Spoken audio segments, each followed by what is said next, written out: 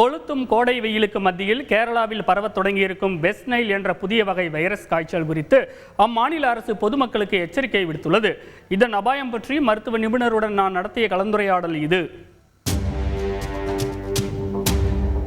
கேரளாவில் பரவி வரும் புதிய வகை வைரஸ் காய்ச்சல் குறித்து அம்மாநில சுகாதாரத்துறை எச்சரிக்கை விடுத்துள்ளது. மலப்புரம், கோழிக்கோடு, திரிசூர் உள்ளிட்ட மாவட்டங்களில் காய்ச்சலால் மருத்துவமனையில் அனுமதிக்கப்பட்ட 6 பேர் வெஸ்ட் நைல் வைரஸால் பாதிக்கப்பட்டிருப்பது உறுதி செய்யப்பட்டுள்ளது. இந்த வைரஸ் காய்ச்சலால் பாதிக்கப்பட்ட ஒருவர் திரிசூரில் உயிரிழந்ததை அடுத்து மற்ற மாவட்டங்களில் முன்னெச்சரிக்கை நடவடிக்கைகளை கேரள அரசு முடுக்கிவிட்டுள்ளது. பொதுவாக பறவைகளிடத்தில் காணப்படும் இந்த வைரஸானது அதனை கடிக்கும் கியூலெக்ஸ் வகை கொசுக்கள் மூலம் மனிதர்களிடையே பரவுகிறதாம்.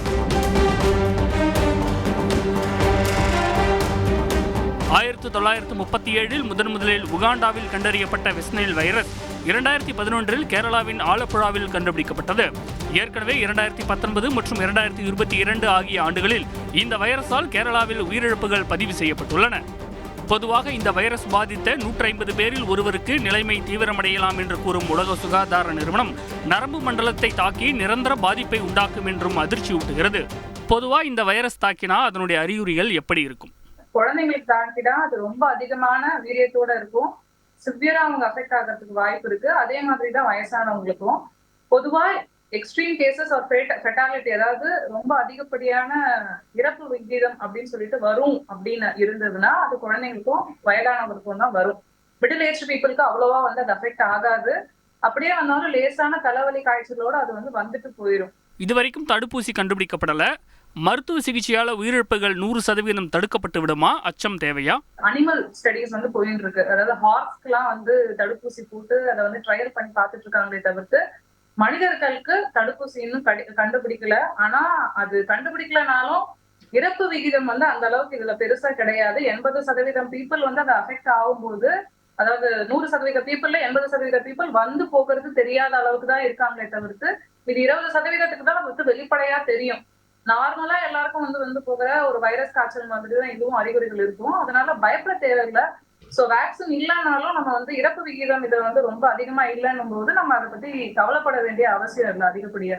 நரம்பு மண்டலத்தை தாக்கும்னு சொல்லப்படுது. அது எந்த மாதிரியான பாதிப்பை ஏற்படுத்தும்? The last stages brain and nervous system.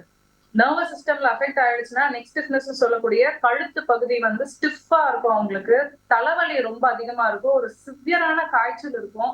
முதுகு தண்டெல்லாம் பாதிக்கப்பட்டு அதோட சேர்த்து மூளையை பற்றி சுத்தில இருக்க பகுதிகள், அதாவது மெனிங்கோ என்கெஃபலைட்டிஸ் சொல்லுவோம், அந்த பகுதியெல்லாம் பாதிக்கப்பட்டுச்சு அப்படின்னா ஒரு சிவியரான ஃபீவரோட அவங்களுக்கு நெக் ஸ்டிஃப்னஸ் அந்த கழுத்து பகுதியை அவங்க திருப்ப கூட முடியாது அவங்களால.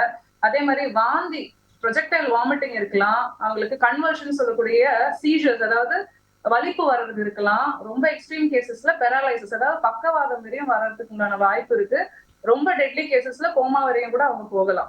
50 வயதுக்கு மேற்பட்டவர்கள் மற்றும் உறுப்பு மாற்று அறுவை சிகிச்சை செய்து கொண்டவர்கள் வெஸ்ட் நைல் வைரஸால் பாதிக்கப்பட்டால் நிலைமை தீவிரமாகும் அபாயம் இருப்பதாக மருத்துவ வல்லுநர்கள் எச்சரிக்கை விடுத்துள்ளனர்.